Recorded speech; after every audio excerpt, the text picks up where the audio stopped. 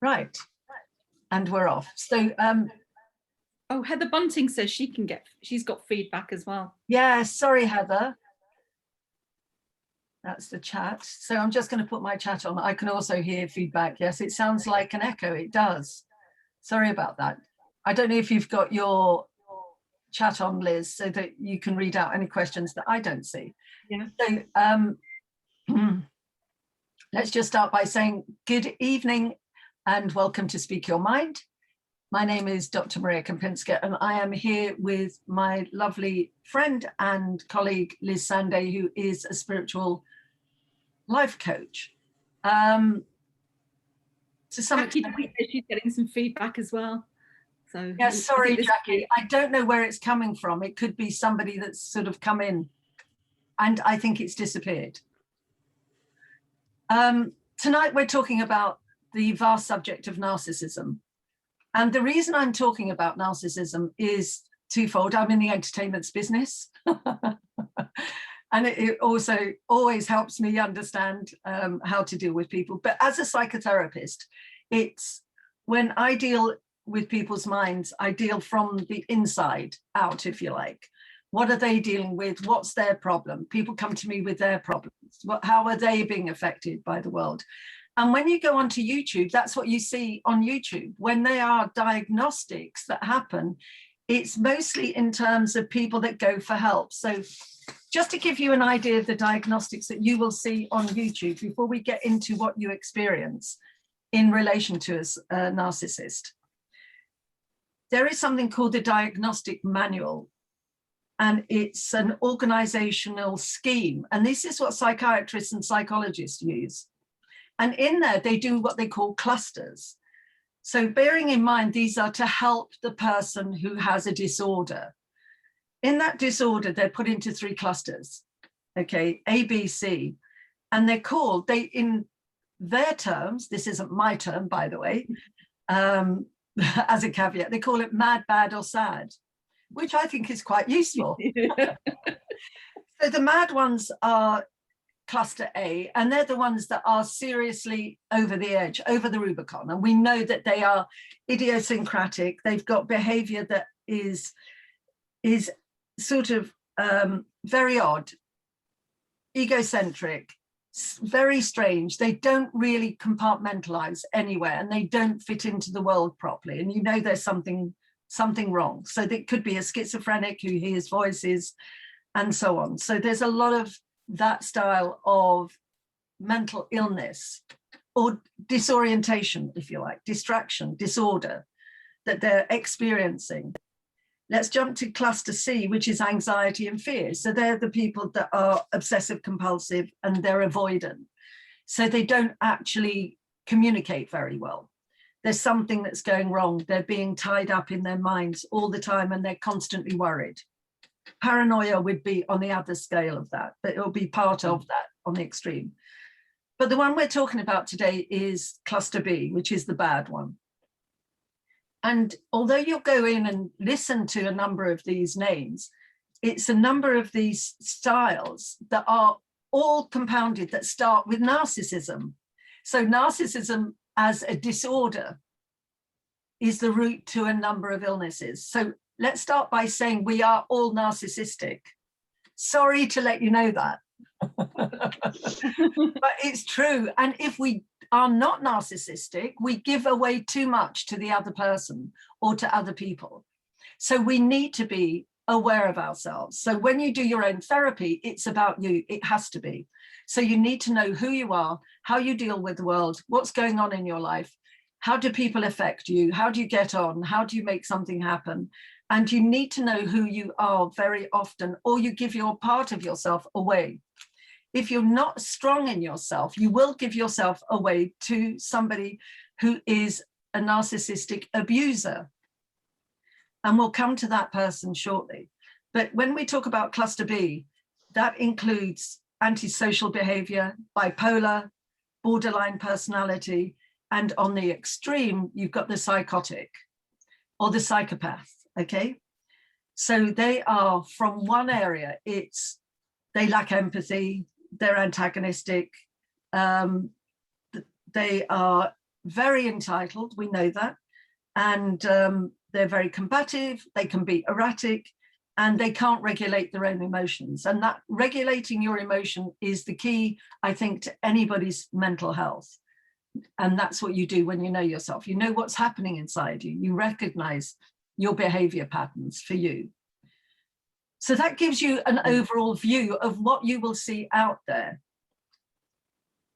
If you go into therapy, the therapist will sit with you and try to explore you, your dynamic. Who are you? And very often people will come in because they're in a poor relationship, that somebody's doing something. They're out of kilter. They're not in a relationship where they are both thriving from the relationship, or they were and it's gone. But very often, if you turn up and you are in a relationship that has got narcissistic abuse in it, you will have started in a relationship that was absolutely amazing, because the way the narcissist starts is by totally adoring you, and you totally adore them, because they mirror you. They tell you how amazing you are. You tell them they're amazing, and you keep this. It becomes reciprocal, and it's what they call the hot frog syndrome. It's not that you are thrown into a relationship with somebody that starts abusing you. You start in a relationship with somebody totally adores you, and you have something to give them, but you don't know that because you fall in love. They fall in love with you, and they keep telling you how amazing you are. You keep telling them how amazing they are. And there's a lot of that toing and froing that is so marvelous. And very often they will constantly want to see you. They constantly are in touch with you. They constantly keep telling you how amazing you are. And very often people get into this relationship very, very, very quickly. As a caveat, not every relationship you get into very quickly is going to be narcissistic either. This is why the world of mental health is so complicated, beyond complicated, because everybody's individual. But that's what often happens. You get into a relationship, it's quick, you want to see each other a lot. Suddenly you're totally wrapped up with each other and you're entwined. And then, as with a hot frog, they tell you the hot frog syndrome is 1 minute if a frog's put into a hot bowl of water, or a boiling pot of water, it will jump out. If it's put into cold water and they turn the heat up and it gradually heats up, it stays there and it dies. And that's the same with a narcissistic syndrome, abuse, that you're in a great relationship and gradually the person starts showing themselves. When they've got enough of your attention, where they're entwined, you're both entwined in the relationship, things start going wrong for one person rather than the other. But as Liz was saying, surely both people get something from the relationship, and they do. There's no question. You must want something in return, or else you wouldn't be in there. So as a person who's in a relationship with somebody who's narcissistic, you must need something that they've got. So if you've got somebody who is, say, in the theatre, that's the easiest one to say. We've often seen people who are, in Los Angeles, if you say, they have lots of people flooding around them that want to be in a relationship with them, because a relationship with a narcissist is better for some people than to be, going out with a person who waits on tables, because their life is much more dynamic, it's much more fun.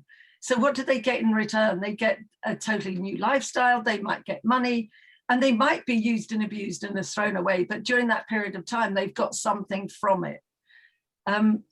But what we're talking about is a normal relationship. That's an extreme. And when the perfection starts fading, or the narcissist starts realizing they've got enough from that person, they start abusing you, because equally you will start seeing that things aren't going the way you wanted them to go, or there is something that is wrong, because gradually they start criticizing you, and it will start small.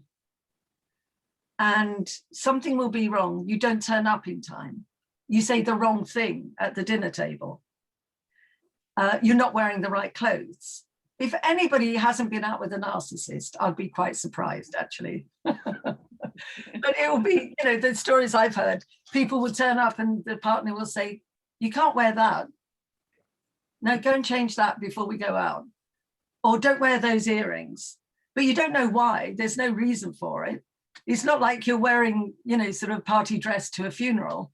There's a reason for it. No, it's just that they want to control you. And gradually that control becomes stronger and stronger and stronger. Now, if you're entwined in some way, that is when it becomes difficult, because you start believing that they know what they're doing and that they have a right to say to you, because you want to please them. And you're not going to argue with them all the time, because if you're not the type to argue, and lots of partners in these relationships don't do that, then you're going to go along with the controlling factor from the narcissist. Why are they like this? Let me come back. Let me talk to why are people like that. The narcissist in some way is devoid of a part of their upbringing that should be normal. They were brought up very often with a parent or both parents that were neglecting. They neglected them, or the dog, but they were neglected in some way. It doesn't mean that all parents willingly neglected a child. That doesn't always happen like that. It can happen accidentally. But if they have been neglected as a child, they need to know that they are validated. A child doesn't know who they are until they get the feedback from the parent, from the carer, who will tell them, who are you? This is who you are. I love you. You have a right to be here. And it's in those very early stages that the early stages of narcissism and the most primordial approach to relationships happen.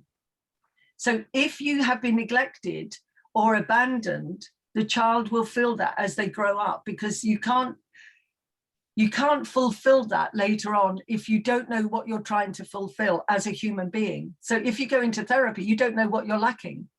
You don't know that you're afraid of being abandoned. You don't know that you're in an avoidant relationship. All you know is your relationships are going wrong. That's why you have to go back to the early stages, because when we as children are brought up, or babies, the way the brain works is like, I put it into 3 parts. One part of the brain is the basic brain, the primordial brain, the reptilian brain, the food, the food, water, you know, can I crawl, can I eat, do I get love? And that's the very, very primal brain. And that's what is in play as a child. Am I being reacted to? When I cry, do I get food? When I am thirsty, am I fed? Am I looked after? And that part of the brain, if it's not looked after, the whole brain doesn't develop well. And that was a study done in Romania, actually, with the Romanian children. They were all looked after with food and drink, but they were not given love, TLC. And without TLC, the brain does not develop.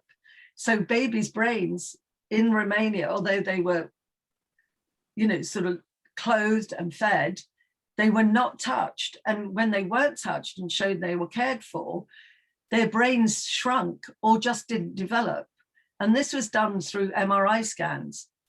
So as a child, anybody who hasn't had enough attention for one reason or another will be grasping for that attention, will be wanting that from somebody. And when we go into a relationship, that is replayed.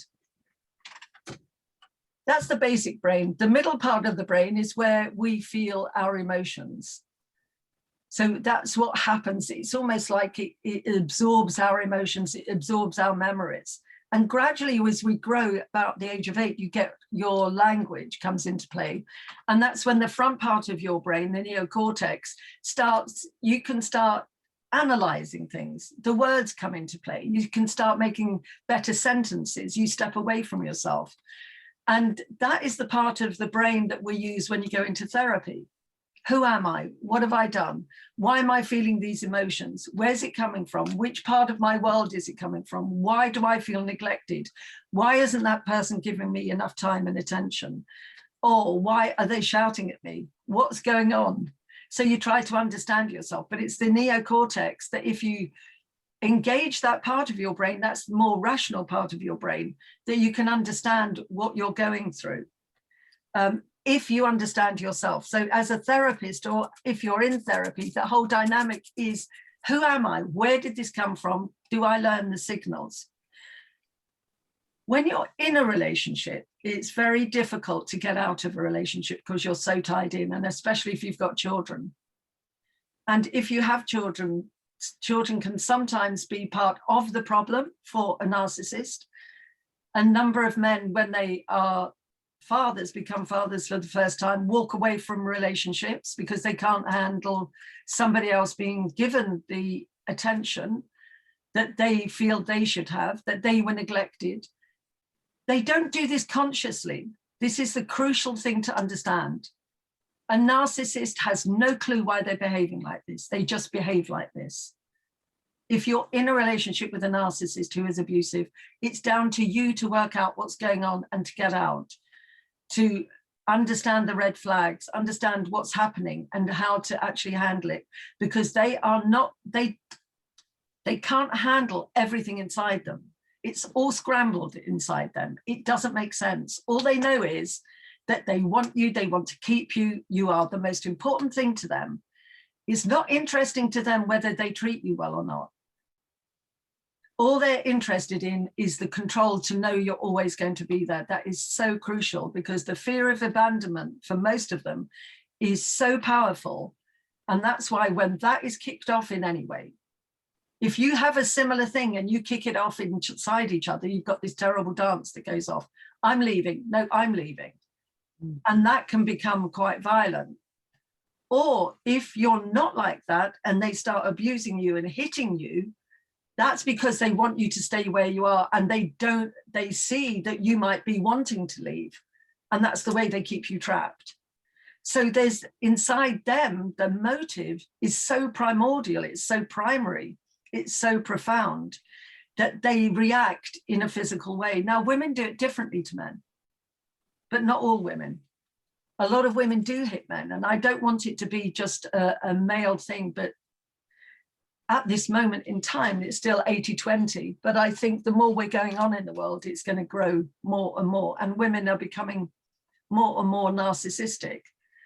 So how do you know when you're going into an abusive relationship?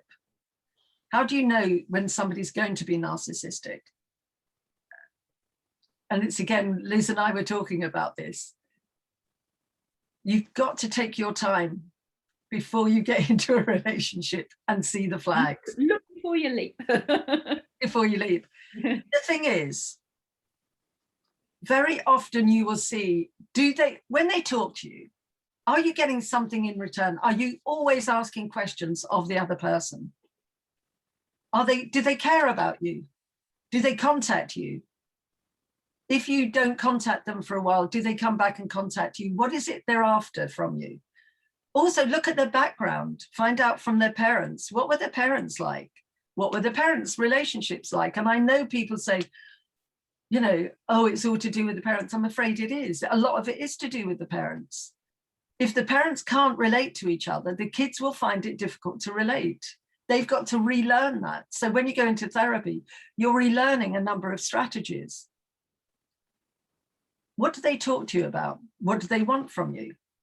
I know people that have, you know, been with a narcissist, and they take a lot from them. They can take their identity from them. I know a lot of narcissists that want to be that person, their partner. They not only want to, especially in if one person's more successful than the other and they want success, they will pretend that that success belongs to them. I did that. I made her successful. I made him successful. She would be nothing without me. He would be nothing without me. You know, I did that. And they don't give the other person the separate identity. Now, of course, we all get blended in a relationship. We are sort of, you want to be that power couple that you get on. But if you are lost in that relationship, and you are forever kowtowing to somebody who's a lot stronger than you, you will lose a part of yourself. There's no question. But it's how do you regain that when you finally decide you've got to get out? And what is it at which point do you get out? So one of the stories that somebody told me was that he was in a great relationship with a woman, and they decided to move in together. Everything was hunky-dory, and gradually she was picking at him, complaining, criticizing the way he looked, the way he did this. His music wasn't very good. He wasn't very good at doing things. His cooking wasn't very good. But he stuck with it because he thought, well, yes, she must be right. Eventually, they decided to buy a property. And they both agreed they'd buy a property outside the city, which really didn't suit him. But he thought, well, I'll be with her, and that's great. They moved out to the city, bought somewhere, and she decided to move back into town. So he was left outside and she was in town. But the relationship, he couldn't move from that relationship because he lived in a house that they both owned together. And this is actually, when you look at the city and you look at business relationships, that's what happens in a lot of business relationships, that men are in business relationships in the city 5 days a week and then go home to their partners at the weekends. Now, sometimes it's genuine, but very often they can spend the week doing what they want to do, and at weekends they come home to their wives. So it's an interesting dynamic. But what are you getting from that relationship? And how do you see, and what do you do with the partner when it's all going wrong? And there's only one way you can deal with this. And this is the absolute truth, which is the hardest thing to do, is to stop all contact. When you're away from somebody, you have to stop contact. You cannot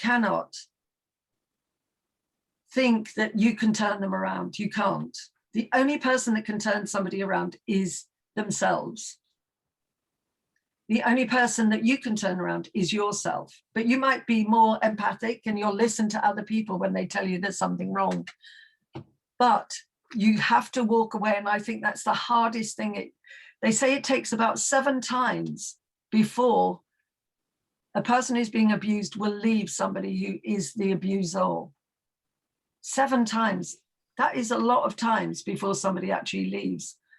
And if you recall, there used to be somewhere called the Women's Refuge, where women used to leave and they used to take their children from an abusive husband. Now we're talking about physically abusive husbands. And they used to leave, they used to go into the refuge. And Erin Pitsey, who ran the refuge, she started it in Chiswick. She said over and over again, the women would go back to their husbands. Now, I don't know if that happens so much today, but what it did used to happen, it does happen, Claire. So yes, yeah, it does. It does. So they go back because it's familiar. And also it's familiar pattern to them. They know what they're going to get. So if you're in a relationship and you know the dance, very often you're not conscious that it's a dance. Very often you've been brought up like that. If your parent was narcissistic or abusive, you're used to that. That's who are you? You're that person that knows how to dance within that abuse, if you like. You know, when somebody's shouting at you, oh, they'll stop. You know, if they're shouting, I'll just say, oh, it's all right, darling. You know, I'll get this for you or that for you.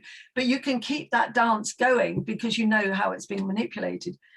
Very often it's when somebody else or your children are being affected that you can see you need to leave. And that is the sign, because you're so embroiled in it. But what's the cost for you when you leave? There's always a cost. Yeah. And that's the hardest thing, because, and this is the biggest point about narcissistic abuse, they will aim to destroy you. The extreme ones will aim to get rid of you, destroy you, because if they can't have you, nobody will have you. And it's painful. It's beyond painful. It's like a death and worse, because a lot of the abusive narcissists, and we're talking about the malignant narcissists. Just to give you a view, actually, as well, there are 4 types of narcissists now being, they design it, they put it into types. There's 4 types. They've got the classical narcissist, who's grandiose, egotistical, you know, the Hollywood style, egotistical, they don't listen, look at me, entitled, big, pompous, you know, all these people that you know. I'm sure you know somebody like that.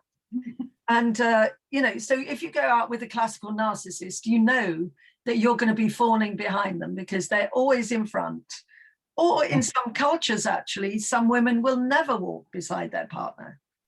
In some cultures, a woman is never allowed to tell their son off. So that child will grow up dominating a woman, expecting a woman to do everything for them. But in our culture, in the Western culture, that is a classical narcissist that we see, and you can see them over in Los Angeles. It's the perfect place. If you want to get a hit of narcissism, Hollywood's the place to go. Before I get onto the malignant one, there's also the covert narcissist. This is an interesting one because this is the person who is the quiet narcissist. If you do something well, if you get praise, well, why didn't I get that? You've written a book and you get a publishing award. They might say, well, why haven't I got a publishing award? And you might say, well, you've not written a book. But no, that's not relevant to them. Or you've just been given a radio program. Well, why haven't I got a radio program? Well, no, that's because you're not making something happen. They don't see that you have to actually work at it. They just envy you so much, but it's so hidden. But they're hypersensitive to what's going on. They're envious, and they'll have tantrums. At times they'll be cold and distant. If you're praised, for example, if you're looking fantastic and everybody at the party is telling you you're looking amazing, they won't tell you you're looking amazing and how wonderful it is to be with you. They'll just be cold and distant. They'll avoid you because they need the praise themselves. And they're so covert. And it's actually, that is quite, even in a way, it's one of the worst ones because it's like that passive aggressive, that you don't know what you've done wrong, but you've shone. Today has been your day. You've done well at work. Well, why didn't I get somebody telling me I'm great? Always, they want to take the shine off you. Not that they want to take it off you. They want the same as well as you. In fact, the worst one, you know, the worst thing is also you might find it amongst your friends where they want to be you. Suddenly their hair changes to your colors. Their glasses are the same as yours. They wear the same clothing. They title themselves in the same way. They want to be the person you are, with the identity that you have, with the qualifications that you have, with the book that you've written. They might even, you know, if it's extreme, they might even take another book that somebody else has written and put their own cover on it. Because they eventually lie, because they need to lie to get the feeding, the narcissistic feed that they've been missing. And I think there isn't one person that hasn't experienced that somewhere. When it becomes truly a problem, it's a borderline personality problem, where they start identifying with you because they can't see their own identity. But we're talking about narcissists who are a little bit more deliberate. Some people, when they're over the edge, they can't help it. But narcissists very often deliberately do this. Then you've got the communal narcissist. Now, they're the ones that are saving the world. Look, it's all right, darling. I'm just going off to another charity function and they're giving me the award because I've just helped donate, you know, 10 million pounds. Or, you know, I'm just so great. Look at what I've done. You know, I just walked 10,000 miles for charity. But, you know, don't let anybody know, but this is what I do. So they use their good ability, if you like, to help the world, but they need to be seen to be doing it. They're not just doing it and not seen. They have to let everybody know.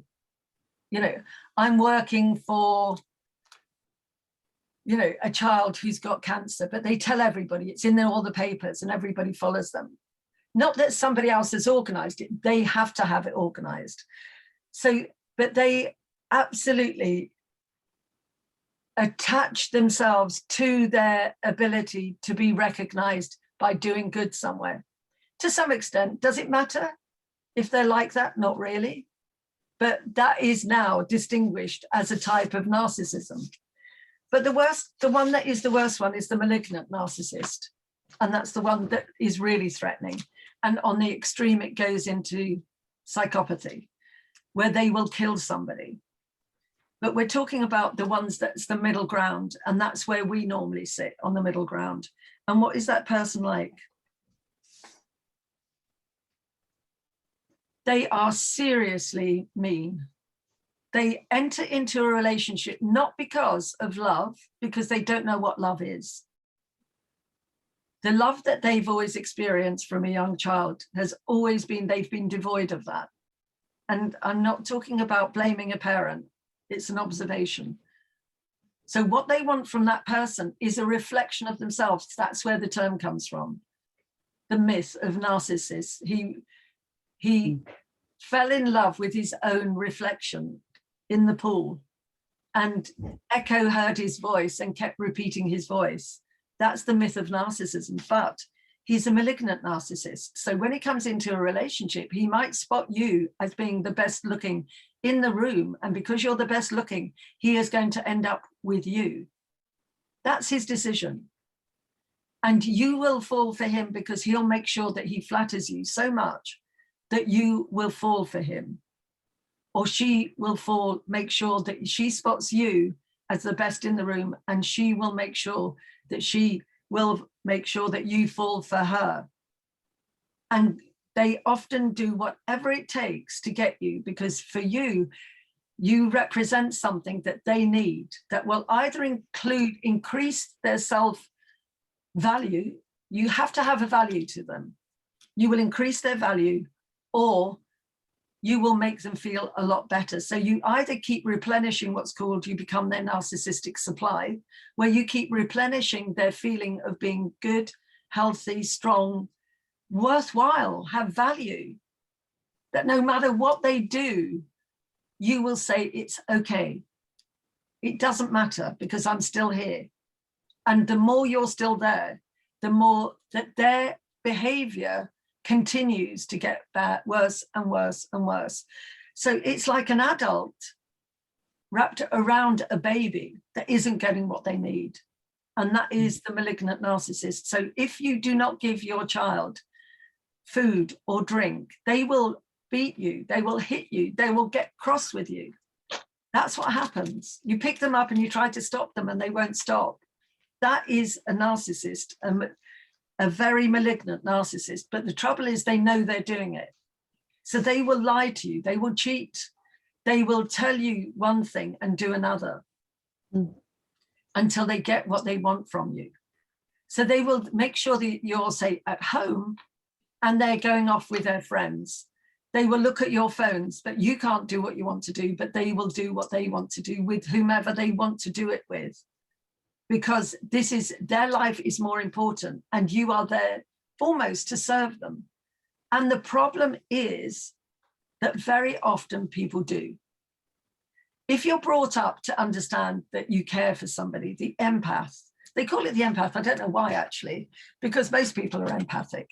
But you know, you are brought up knowing that you should care for somebody, that caring is what happens. You in turn, you understand how people feel. So by the age of 3, if you haven't learned that, it's very difficult to learn later.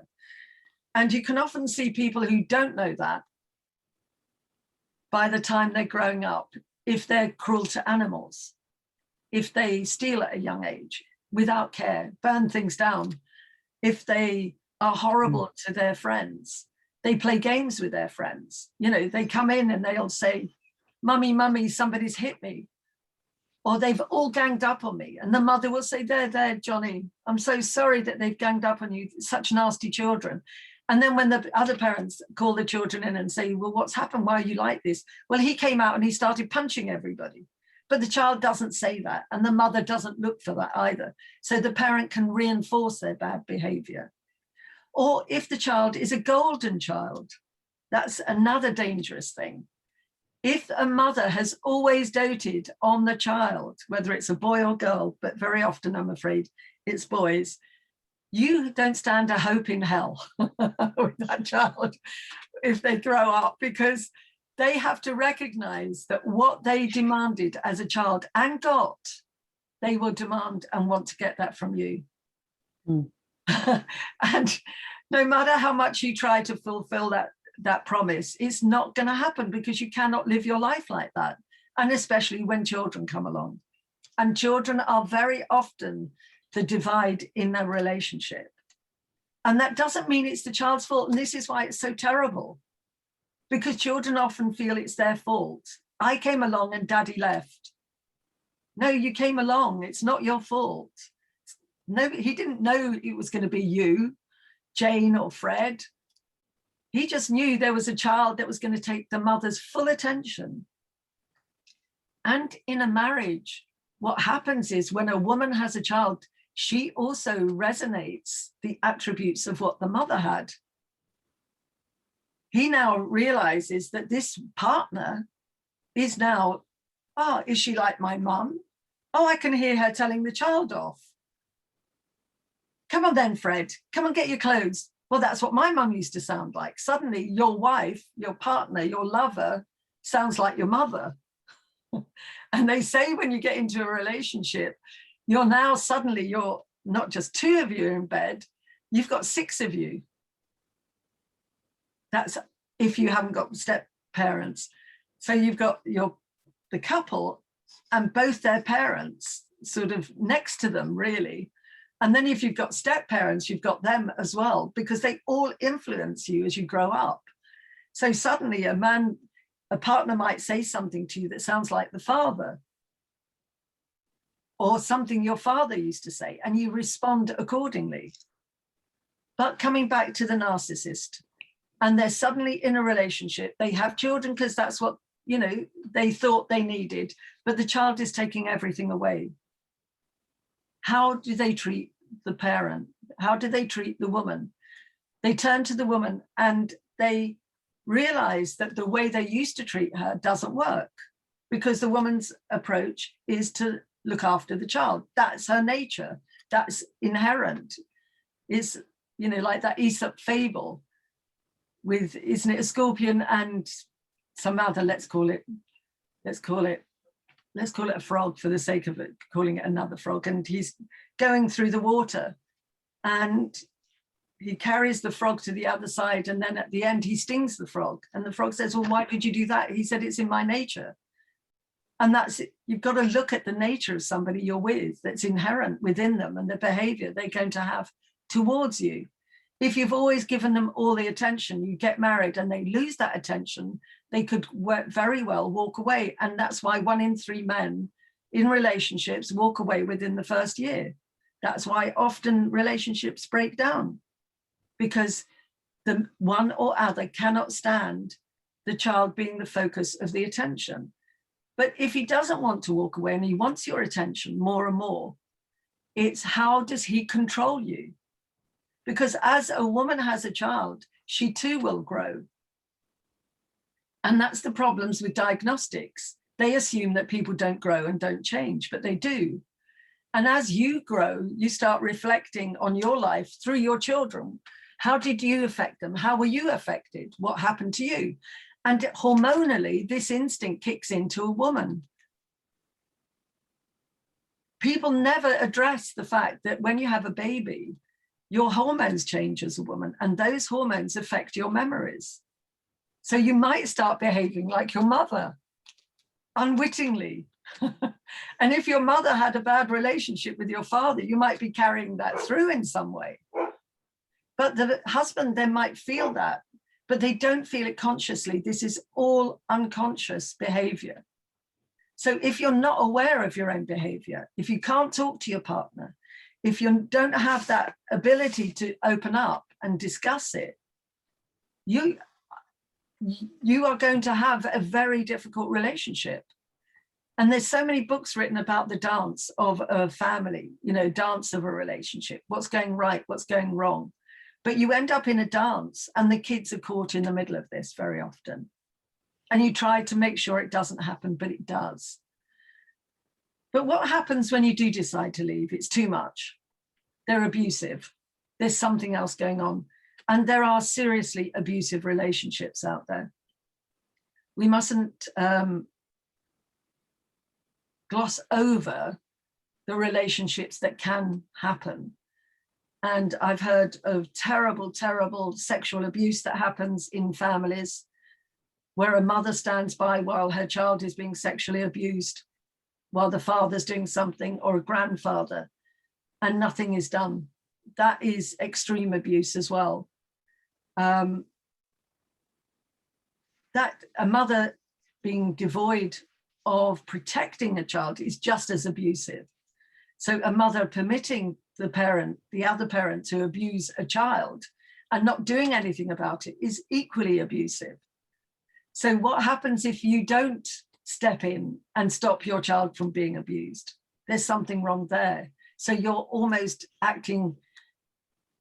you're condoning in some way the behavior because you're not acting on it. And we're not taught about that. That's the problem. But if somebody is abusive to you, how do you deal with it? And you've got a child, you have to get away. And you have to protect yourself. So if you're in an abusive relationship, the best thing to do is prepare. If it's seriously abusive, you've got to prepare covertly. So you've got to get your family members on side. And as much as I hear this quite a lot, and it saddens me actually, when people say, oh, you've got an abusive parent, leave your, leave your family. Don't turn to your family. You know, they're this, they're that. They criticize you, but fundamentally, they're the ones that are going to help you when you need help, most often than not. So don't always abandon your family. You might need them in times of extreme circumstances when somebody's being super, abusive to you. If they're hitting you, if they're taking things from you, if they're holding on to your bank account, if they're telling you what to wear all the time, if they're constantly criticizing you, they are gradually picking at you, and you are being diminished all the time. And it's down to your family who will tell you. And when it's time to go, you've got to do it covertly. You've got to open up a separate bank account. You've got to tell your parents you're going to leave. You've got to get somewhere to live. And if you've got children, you've got to use somewhere as a refuge. And you've got to make sure that you've got help, that you don't go back, because the narcissist in that particular occasion will try to get you back and the dance will begin again. And it's not until you realize that the dance will begin again and you experience it again, and I know Claire was nodding to this, you will go back because they persuade you to go back. You'll go back, the children will experience it again, and you'll leave. And then you'll go back again, because you cannot believe that somebody can keep treating you like this. And I defy anybody to say that hasn't been in a relationship where you've gone back over and over again because you think you can turn it around. The fact of the matter is you can't. And I'd love to be able to say that we're all saviors, that we can all do this wonderful thing where you take somebody who is a murderer and you stop them from murdering forevermore. You can't. And that's what women do when they marry a murderer in prison. They fall in love and they really think that they've got that capacity to save. You can't. The people you can save are your children. The people you can save are yourselves or your friends. But when you're entwined in a relationship like that, if that person can't see what they're doing, you cannot save them. And on the extreme, most narcissists who are extreme will never, ever look at themselves. That's also a telltale sign. If they don't like being told there's something wrong, that means that there is something wrong with them.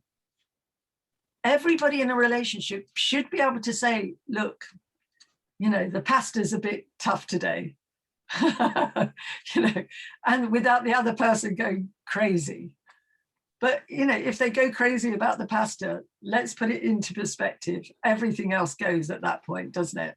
Or if they start, if you say, you know, you shouldn't be wearing that tie, and they go crazy, you know, there's something wrong. And you have to take that as a sign to get out. Start making decisions that this is not going to work, because they're not going to work it themselves. Russ wrote about the frog and the scorpion. The frog worries that the scorpion would sting him. The scorpion says he won't. The scorpion gets on the frog's back, and halfway across the river, the scorpion stings him. As they both start to drown, the frog asks, "Why did you do that?" "Because it's in my nature," the scorpion replied. And that is the truth of life. And I think Liz was telling me about one of her clients who is very spiritual. And that if you're spiritual, and I hear this all the time, forgive somebody. You know, forgive them. They don't, you know, it's you, you're making them do that. Or they don't really mean it. Or they've been hurt so much that they're not going to hurt you. It's never going to happen again. And again, the savior complex comes out. And we've got too much of that in our society. Oh. Where people think that they are going to be able to save the world. It's not going to happen like that. The narcissist, yeah, exactly. But, you know, the thing is, in our society at the moment, people have to get real. And the reality of life and people's minds are this, that only you can change your mind. You can be shown the way, and friends can do that, families can do that. Your experience can also teach you that you've been kicked quite a lot. And if you continue going back, that is what that person's going to do. And that's why they say go into therapy. But very often narcissists and psychopaths who end up murdering people don't do that. And that's the scorpion. So the only way you can really help somebody is if you see them trying to help themselves. But the red flags are always early days. Do they care for you? Do they allow you to talk? Do they know who you are? Are they interested in you? But also, as you get deeper into that relationship, what do they want from you? Who are they in relation to you? And everybody who's come out of a narcissistic relationship says they learn that they have to be more circumspect. They don't trust as much. That they have to understand that any relationship they go into can end up like this, because the trouble is, if we've been in a relationship like that once, that means that you've had something to do with that as well. So you need help. You need to go into therapy as well to find your own dynamic. Who am I here? Who am I now that all these bits have been taken away from me? Because if you're a kind person or you care about people, every time somebody incorrectly has a go at you, criticizes you, it chips a little bit away from that person. That person's diminished every time because you know it's a lie, but somehow you can't see yourself. One client was saying they used to have to go into the bathroom to look in the mirror to see who they were, because they'd lost themselves in the relationship. They'd lost themselves in the criticism of the other person, that they weren't who they thought they were. Fee said the narcissist I was married to was a great player of being the martyr, poor me.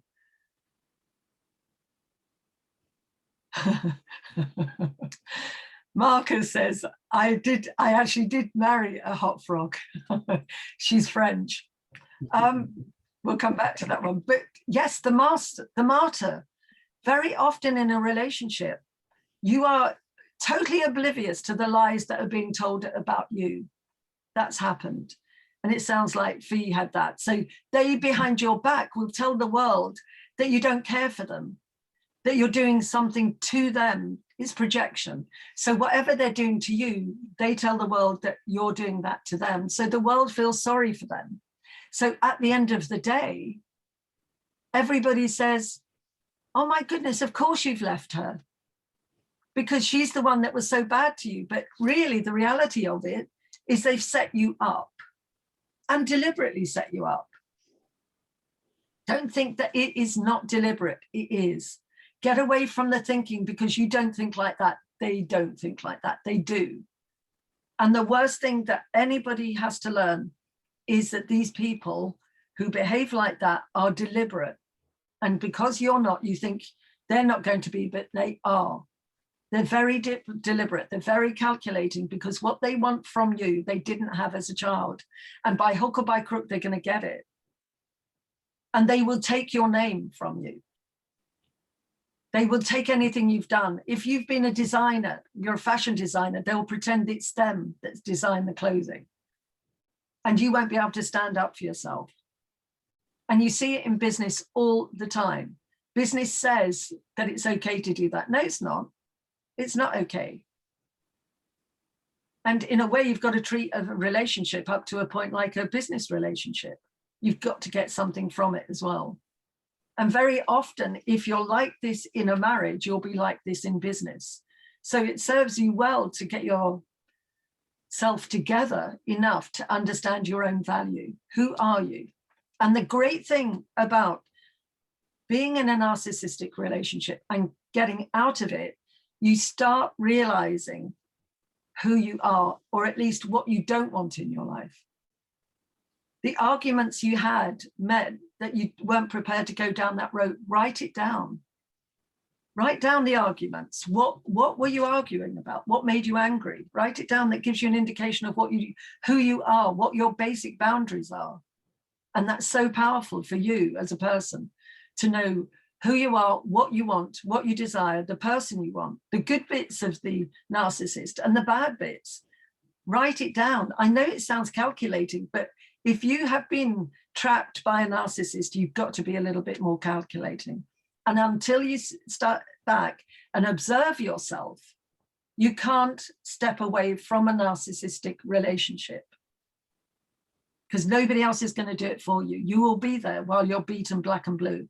And sometimes it can be not only damaging, it can be downright, sort of crippling, or at worst, they can kill you if it's too extreme.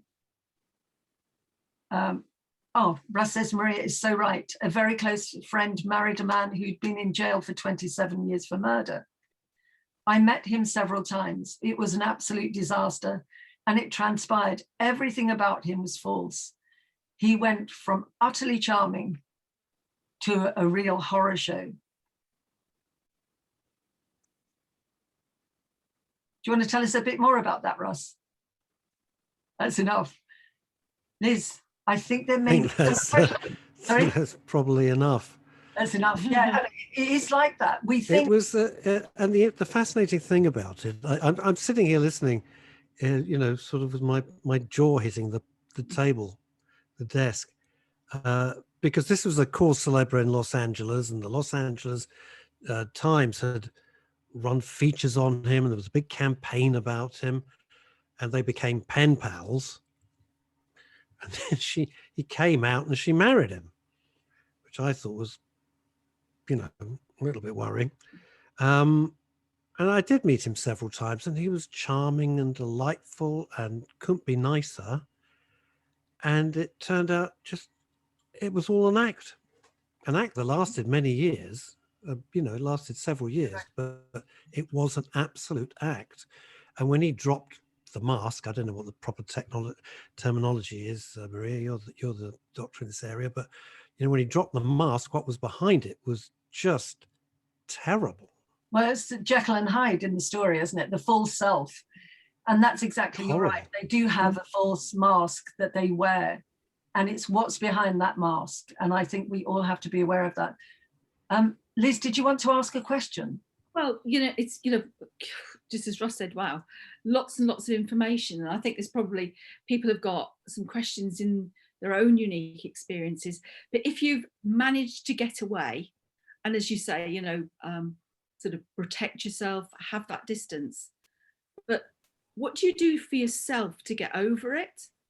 I think that's such a good question, and it's such an important question, because very often they come into therapy, and I think therapy is good because it helps you understand where you got attached. How did you play that role?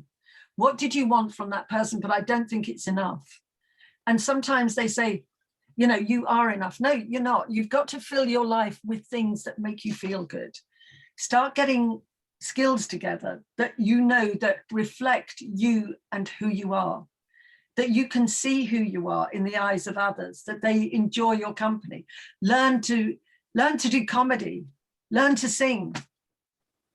You know, apart from, learn to do something, whether it's spiritual healing, whether it's doing the tarot, learn to do something that you get an immediate response from, because in therapy, you will start understanding yourself, but it takes a long time to start getting the praise that you deserve, that you haven't had for so long. So find something you're good at, cooking, have dinner parties, be the host, be the center of attention yourself for a while. See what that is like, because all narcissists thrive on attention and they've taken it away from you. So get something that will give you the center of attention for a little bit of time. Be with friends that you can enjoy their company, they can enjoy yours. So while you're doing your therapy, to understand what the hell was that about, trying to make sense of it. Also write notes to yourself. Write down the pros and cons of that person or a series of boyfriends that you've been with. You might find that every single boyfriend is the same, or girlfriend is the same in some way, with different color hair and different eyes, but fundamentally wanting the same thing from you. And it's only when you can imagine yourself in another room and you're outside and you're looking at yourself through a glass and going, oh my gosh, that was me. But you also have to have validation that you are not the person that he said you are or she says you are. And women can be just as spiteful and just as horrendous. So it's giving yourself something that makes you feel good by cooking dinner for people. That is great. And every time somebody says something lovely to you, write it down and pin it up in front of you. Read it every morning. Make sure your friends tell you how amazing you are. Can I butt in and say something? Yeah. Is that okay? Yeah. I was going to say, the way I dealt with it, if that's a way of putting it, is when I realised that things weren't quite right, because I obviously go with my gut, and there are points in time where you really question yourself because you feel like you're going insane. You kind of lose your sanity, you'll question yourself, well, they can't really be doing this because they love me. So how I dealt with it, I went to a women's refuge and I asked if that behaviour was normal. No, it wasn't. So I questioned it even more. I went to a women's refuge. When I did finally get away from that situation, I spent a lot of time, I wasn't sitting with myself and dealing with it. Everything was a deflection. So everything I could do to not sit with my feelings, not sit with myself, I'd go here, there and everywhere because I couldn't cope with it. I had to do that to begin with. Yeah. And it was only when I sat with myself and I let all the emotion out and I thought, I don't know who I am, what I'm supposed to be doing. I didn't know what I was supposed to be doing. I couldn't function. I did do counselling. Didn't really do much for me, if I'm honest. It took a long time sitting with myself, releasing emotions, getting to know me again. Being on my own was the best thing. I couldn't cope with that before. I'd always been with somebody, I'd always been in a relationship. It was almost like I felt I needed to be in a relationship because it's all about self-love. It's people pleasing and, oh, I can give you this, I can do this for you. And I wasn't seeing why I was attracting toxic people. And it's because I didn't love myself enough. So to have that opportunity, it was, I mean, I fell to bits. I had to sit with myself for a long time and go, right, what am I doing? You know, and it has taken a long time. It's taken 5 years, Mm. but yeah. Well, But, number one, just well done. Yeah, well done, Claire. Well done. It's, you know, it's hard work, isn't it? Mm. It's painful. The pain that you go through is extraordinary. It is very painful. But the reason, Yeah. just to clarify It something. is. I fell apart. Yeah, I'm sure you did. But just to clarify something, counsellors are not the same training as psychotherapists. Psychotherapy, and I'm not saying that you went, the person you went to was not well trained, but just to clarify it for anybody else, a psychotherapist has much more in-depth knowledge about the games the mind can play. A counsellor doesn't always know that. They haven't always had that training in depth. They don't always do the deep mind, understanding the deep mind, let's put it that way. But it didn't work for you, and you managed to pull something out, but you did find something for yourself. And that is amazing. At what point did you actually turn around and spend time on your own? How long did it take before you could do that? Claire? Can you hear me, Claire? Well, when I left, because can you stop doing that a minute, please? Because the connection's really bad. The connection's not fantastic for some reason. I don't know if you can hear me now. Yes. Are you able to hear me now? Yeah. Yeah. When I left, I stayed with family for 6 months. It was probably about a year after where I moved, and it was just me and my daughter, and because everything was a distraction, there was always something going on. I didn't have to sit with myself. It wasn't until I moved into my own space that I went, I don't know what's, and I just kind of crumbled. Mm-hmm. And it was, how do I deal with this? I don't know who I am anymore. There was lots of the repetitive emotions. There was anger, lots of anger, fear,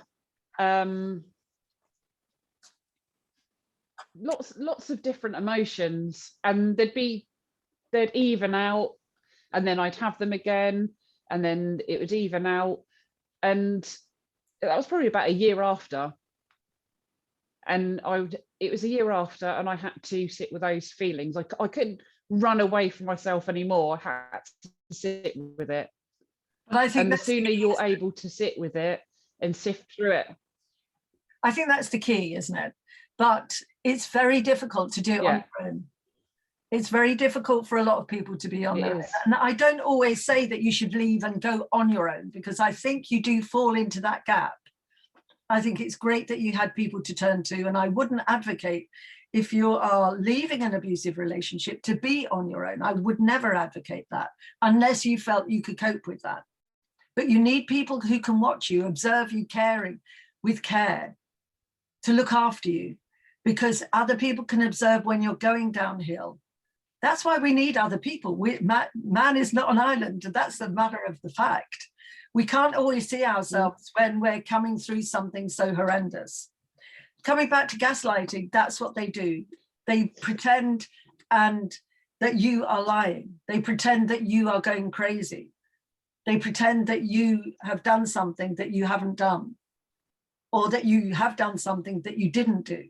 So the lies, the cheating, all that is thrown on you. So you do end up with this disturbed sense of yourself.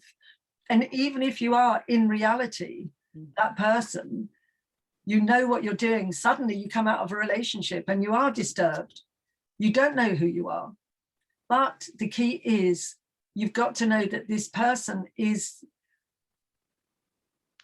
going to destroy you, given the chance, because they don't want you to be happy. They don't want you to be successful.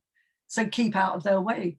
And I was talking to somebody the other day, and they said their partners, somebody's left their partner, they're with a new partner, they're doing really well. What should they do next? And I just said, don't let your partner know. Don't let the man you've left know that you're doing well, that you're successful, because that will annoy them. And that will make them very, very angry, because they don't have you anymore. and you had a unique supply for them. And this is what we've got to remember about relationships. They are so amazing when they work, because we do work, you know, suddenly you're connected, you're together, you're one. And there's that flow of feelings between you.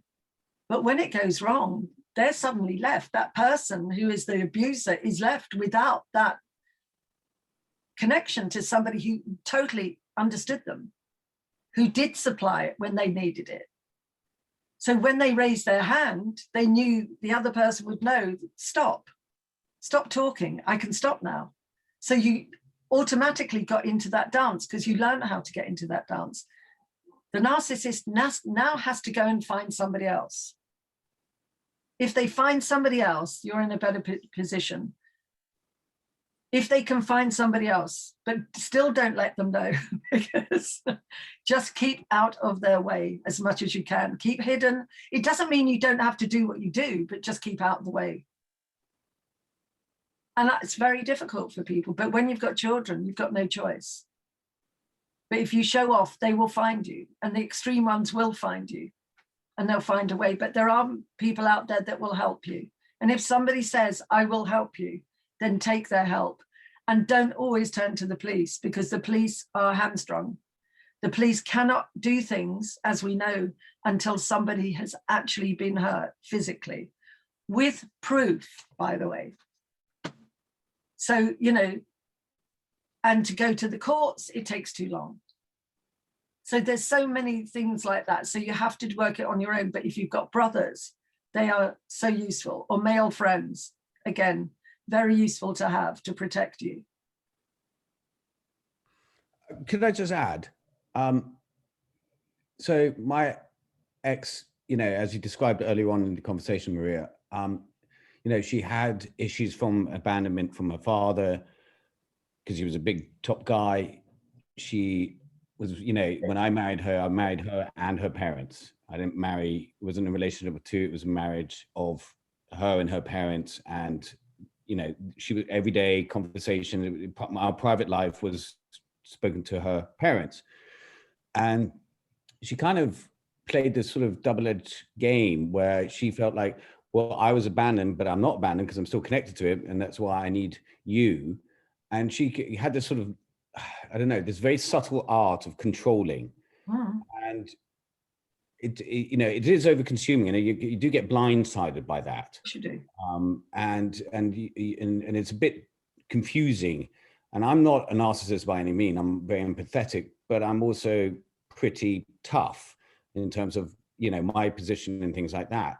Now, when the collision course between a narcissist and somebody who's got very strong morals and values, like I do, it's a recipe for a volcanic explosion. And what happened within my situation is that, you know, we had a child and she said, right, I'm leaving England, I'm going back to France, and I'm going to control you via my son, via my son. And this control aspect, because of what she lost control when she lost control when she was younger of her family or whatever it was. She's now using my son, my 4-year-old son, as a form of control to control me. Yeah. And I, you know, going back to the legal thing is that, well, you know, they were very, very wealthy family. They had 6 law firms against me, and I self-represented, and I won every single case because I was a cross-country runner, and so I'm determined to win.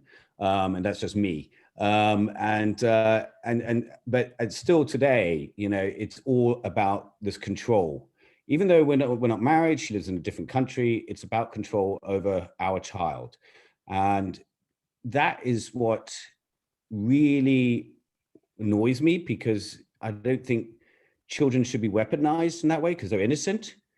And I know there's unintended consequences of a divorce, but it's these traits that they just cannot let go. They cannot let go. So if I have my son over here in England, I get text messages every half an hour. Where are you? Send me a photo. What are you doing? Send me a photo. Where is he doing? Send me a photo. I ignore it.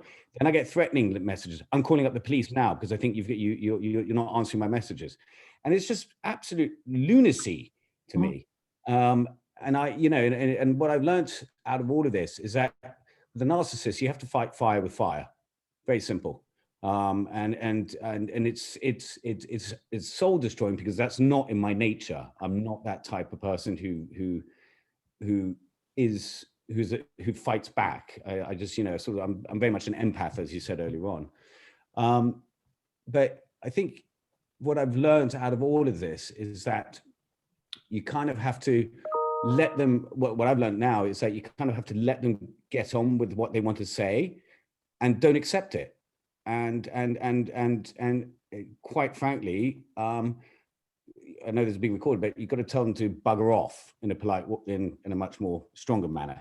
And then, you know, and in a sense, it's like I have to do so much hard work to stay in touch with my son, because she won't allow that contact to happen. So unless I do it, unless I continuously show him pester and pester and pester, she then says, well, you're just being, you're harassing me. You're doing this, you're doing that. The problem is the narcissist is so blinded by their own narcissistic values and what they've learned. And it's all about moi, as they would say, French frog, and me, that you just have to kind of say, well, sorry, that's not acceptable. And, you know, and still today, we have, you know, text wars like there's no tomorrow. And I ask for reasons and reasons. And of course, when you expose that they are being way too over controlling, they don't respond to it. They will not respond. And then, you know, if I say, I would like to have my son for the month of July, and you can have him for August, no response. Because the thing is that if she responds, she can't give a reason why I can't have my own son from France and England. And it's just this constant game. So I have to, with a narcissist, I have to take the fight into the ring, where it shouldn't be like that, because it's all about the child at the end of the day. But it's this controlling aspect, which is they just can't seem to let go. And they're blinded by their own narcissistic behavior, that they push it on other people. They never accept blame on themselves. It's always somebody else's fault. Oh, it's your fault. Oh, it's that fault. It's the pandemic's fault. Yeah, it's this fault. And but if I can just say, you know, exactly. One thing is to understand their psychology, but I don't know how helpful that is, to be honest, because I think it can bring out the savior complex, and then you can end up like Russ's friend. If you understand them too much, it taps into your own, oh, poor thing. And I think for you, the difficulty is your son, you know, and for you is how do you manage it until your son is old enough to take a little bit more of the control himself. I want to be with daddy. I want to go over and see daddy, which he will, because you're loving dad. It's so difficult, the game that she's playing with you, but she is almost, when he leaves her, she's being abandoned by her son. That's what it taps into for her. Hell will break loose when that happens. And war breaks loose because you're going, leave me alone. I want my time with my son. Yes. And but she just, I know it's incredibly difficult. And that's why I think our world is so turned upside down nowadays, because she doesn't understand she's got to leave him alone and trust you that you're okay. But, you know, perhaps those words you need to tell her, trust me, he is fine. Of course, I mean, I always do that, but that goes to that end straight out the other one. Straight out the other one. Control. You know, you can scream and shout all you want till the cows come home, but it just is. They just don't see it, and it's just one of those. And you know, as a lot of my friends and even Fee, you know, you just have to be constantly in there. You have to constantly fight for it. You can't give up. No, you just can't give up. That's what they want you to do. Well, you can't give up, especially with your children. When I think any parent has to decide, you know, sort of, this is as far as I can go with my kids till they make up their own mind. But until that point, these are my children. And if you know that in a relationship, you will fight like hell to make sure that they stay with you.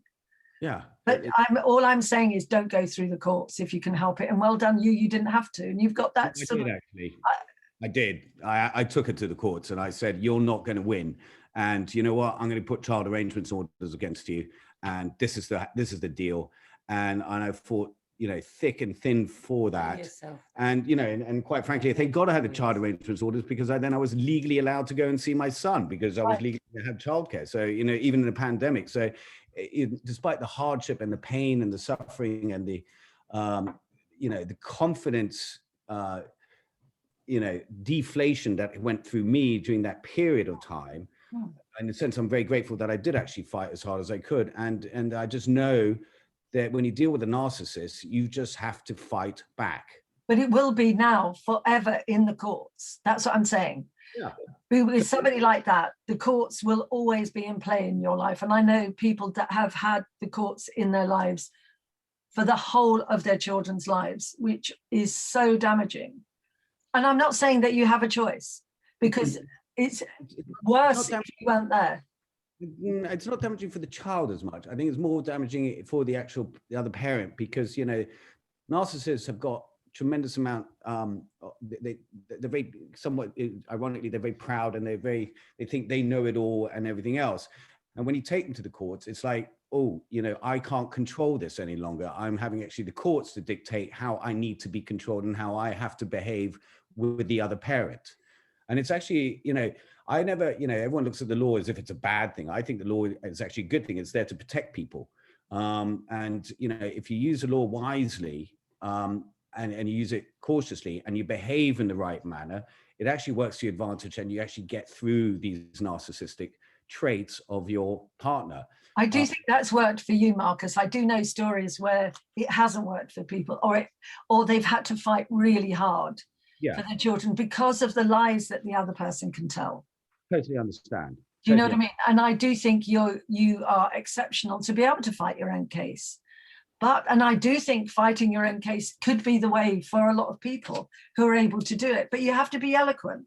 You have to understand the rules of the game of the courts. Exactly. And I think you're very good. And that's what you're talking about. I don't think people understand what the advantage of the law does against these types of behavioral traits of these people. Because, you know, they think it's more suffering and more embarrassment to go through the courts, and they rather just let them run rule the roost, rather than, you know, take the roost away and say, here we go. But I think it's important that your child sees you as a father, without a doubt.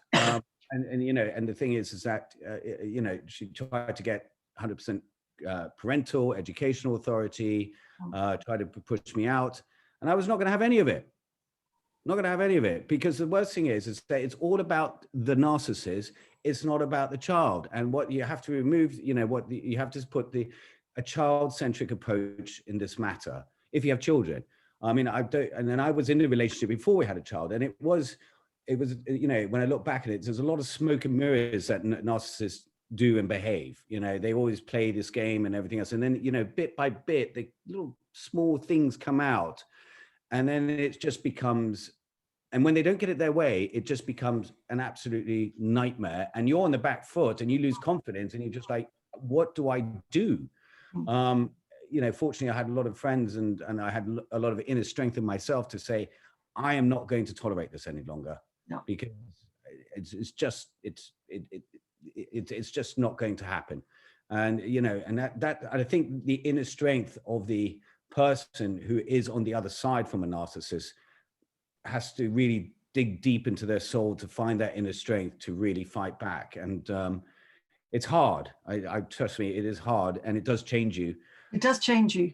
But it's I think it's the best thing that I've ever done. One of the best things I've ever done in my entire life, because I've learned so much more about myself from my emotions and from all the ills that I've had and the invisible scars that I have and things like that. It was the best thing I could have done, and it's the best thing, most importantly, for my son, because at the end of the day, he's the most important thing. I agree, and it's amazing that you've managed to fight in the way you have, and you see him in the way you do, and you make sure that you see him. And I think that's the most important thing for him. He will know that, and as he grows up, he'll know that that's what you've done. Yeah, I think that's what's key as well.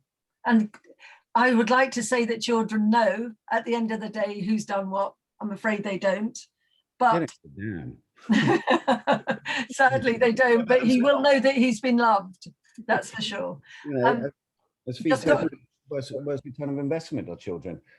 I know. He said, my ex was better at fake news than Donald Trump and the press all in one. In fact, he went public with lies and front page views of me, even in a bikini.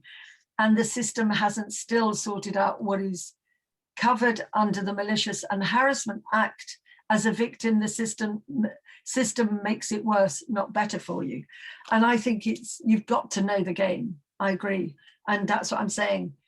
You've got to understand what you're doing with law and understand who's on your side, what game you have to play, how you play it, and whether you've got the money to do it. Otherwise, you're at the beck and call of the courts that are the child courts, which have their own agenda every time.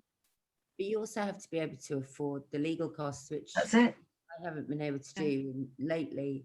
I mean, I've sort of had an angel drop in my lap, which is the QC who's working pro bono for me. Oh. And all of a sudden, the Metropolitan Police are being held to account for not pursuing what has been a campaign of terror, as you know.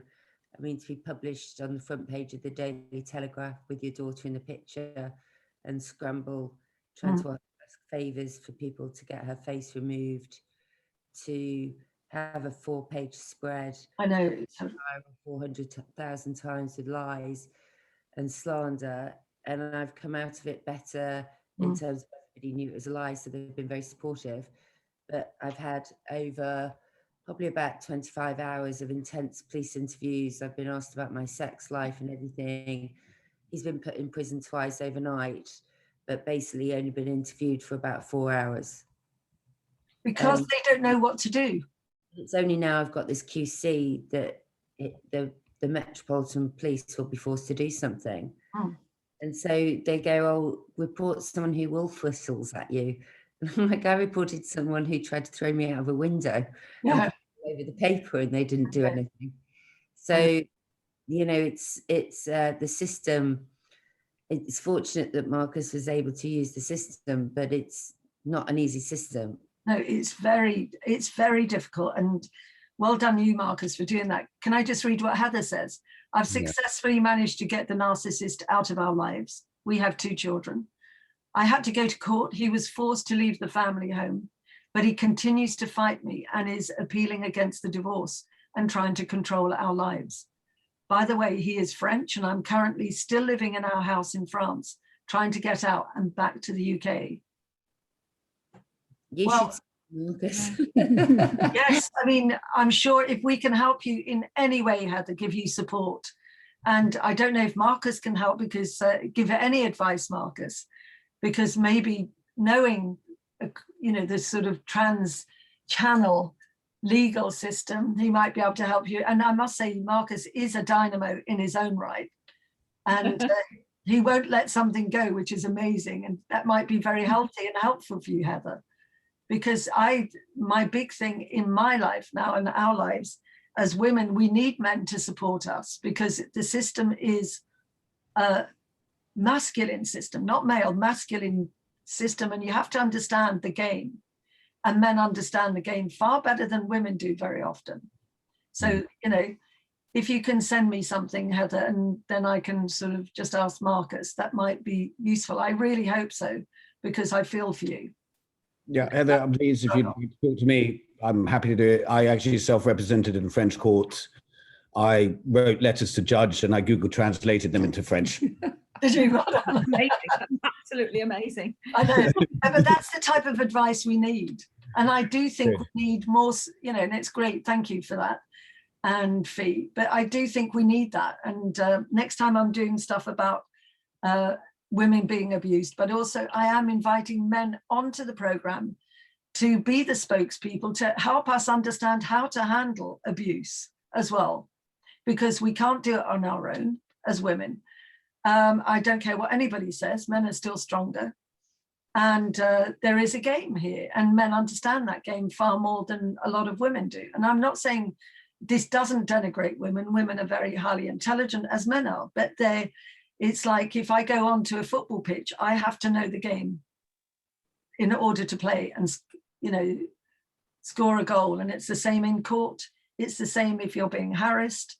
It's the same. And men need to know that you are being protected. And frankly, another woman with you just won't do it. They're not frightened of another woman very often.